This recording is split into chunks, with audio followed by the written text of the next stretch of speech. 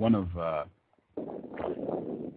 the big ways that I see our failure to understand that white supremacy means if you're a non-white person, you are always behind enemy lines.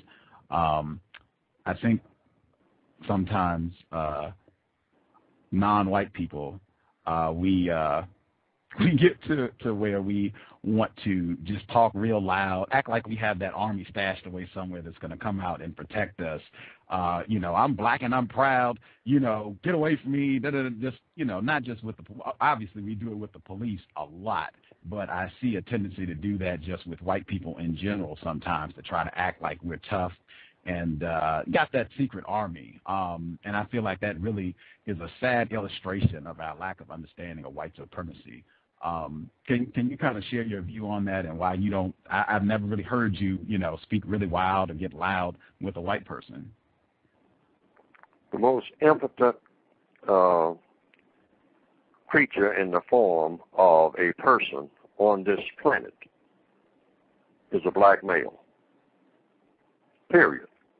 No matter where on the planet they are. The most powerless person is a black male.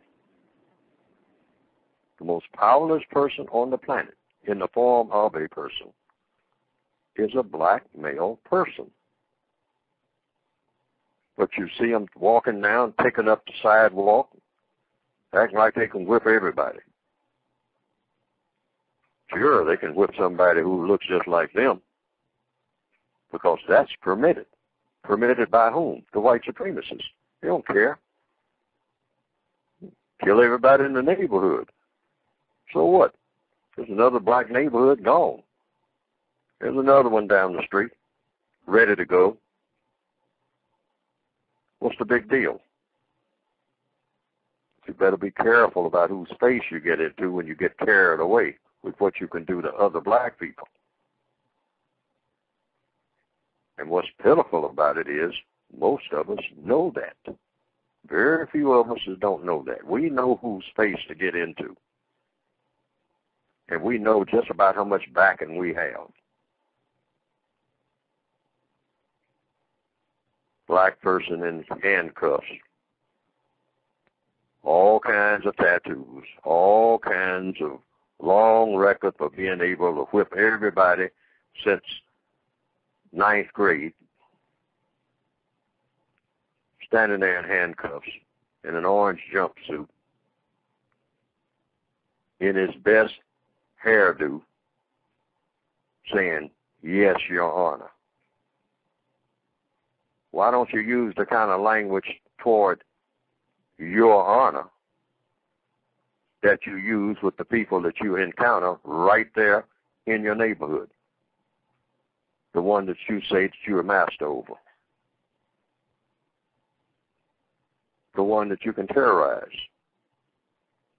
All the females flocking to you and halfway scared of you.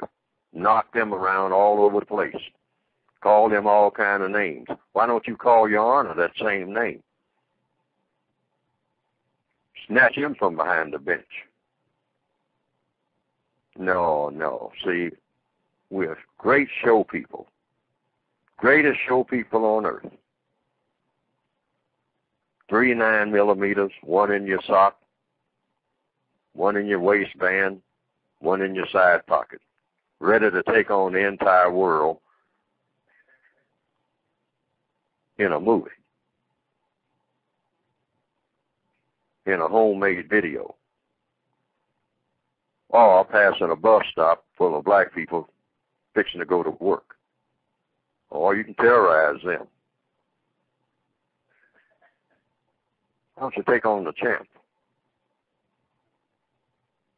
Which usually is just 1 or 2 white supremacists who just come and say, "Now, I think you'd better behave because you're disturbing my peace. Now, if you don't think I can handle you, try me."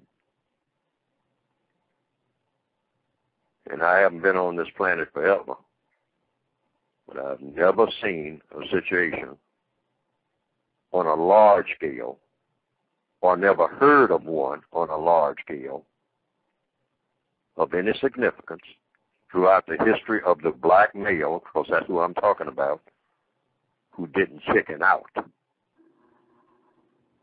in a moment of real crisis. So I don't want to hear it in this stalwart Black History Month about that all-powerful black male, because I've seen our record, particularly in the last, I'll say, just in this area of the world, 60 years. And we've had a few who did things the way that they ought to be done. They protested in the street. They carried signs. They talked about non-justice. Martin Luther King, people like that. Fannie Lou Hamer, as a black female, backing up black males who got out there and tried to do something that made sense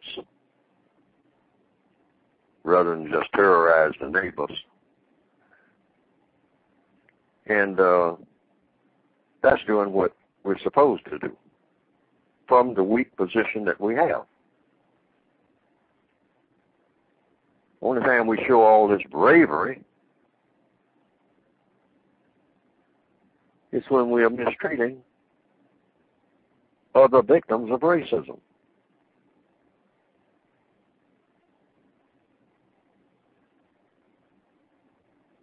For the most part, some exceptions. Nelson Mandela, exception. Martin Luther King, exception. Malcolm X, exception. A substantial list, but well-spaced. Well-spaced. All those black males in between, usually the ones who are doing hard time, if you look at what they are charged with, most of it is mistreating, whether they're guilty or not, but most of it is for mistreating other prisoners of war, the race war, people that look like themselves, can't stand themselves and want to kill everything that looks like them and laugh about it and call it an accomplishment. Now, I harp on this because this is one thing that should be real passe. As they say in the hip-hop culture, I think they call it whack. That's really whack. I think that's what they call it. Makes no sense at all and has been embraced in every generation. Didn't just start. As far back as I can remember. Black male carrying the Saturday night razor. I'm going to cut me somebody before the night's over. Oh, yeah. Who are you going to cut? Who are you going to cut, Jimmy? Who are you going to cut, Mac? Well, I'm going over to the dance hall. Who's in the dance hall, Mac? I'm going to cut me somebody who breaks bad over at the dance hall. Who is it that's going to break bad in the dance hall, Mac? Somebody that looks like me. Somebody I probably went to school with before I dropped out, and they dropped out.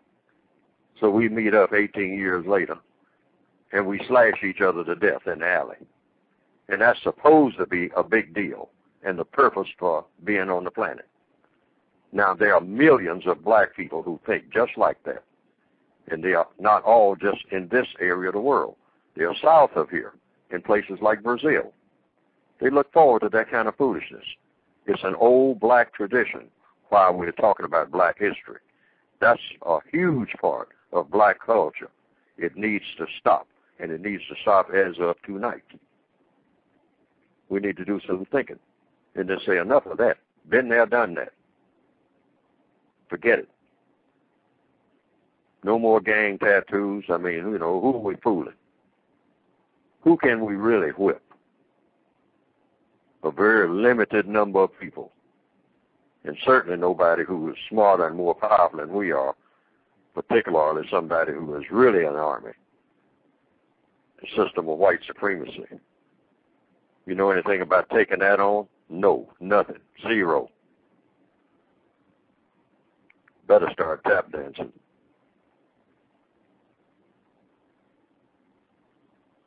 Wow. Wow. Again, I guess a privilege, Mr. Neely Fuller Jr. I wanted to highlight something that you said there.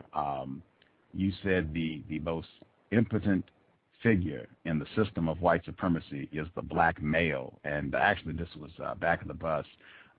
He said that you did not say non-white males. You made a distinction and said specifically black males.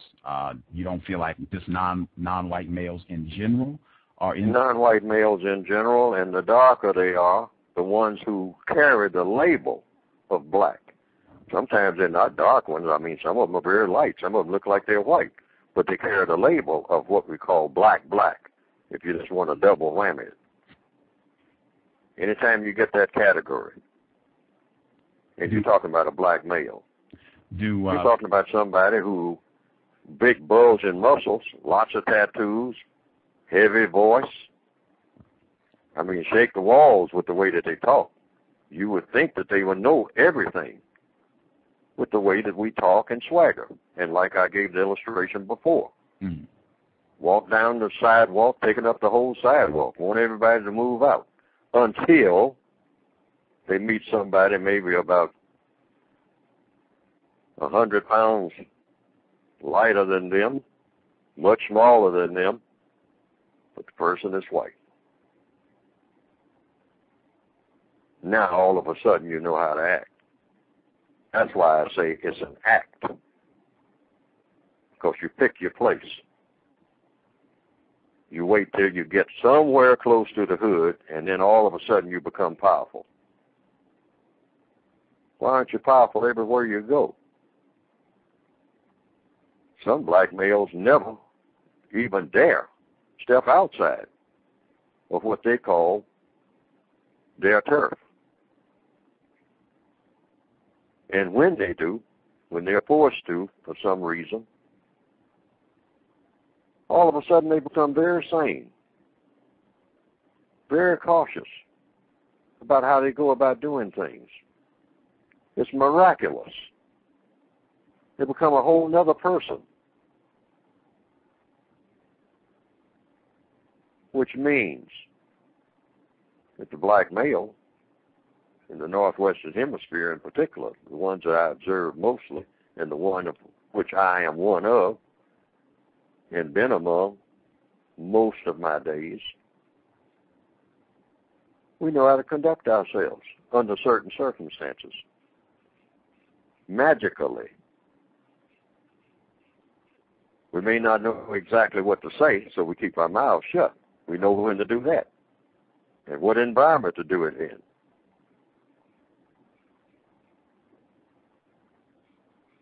Which means that we are excellent actors. So we act like men when we're really whimpering boys. Because when we go up against somebody who's a real man, we chicken out. And we do it almost consistently every time, and we do it every day.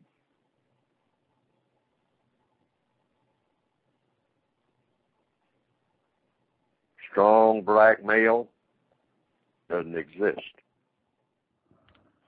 Do the racist white supremacists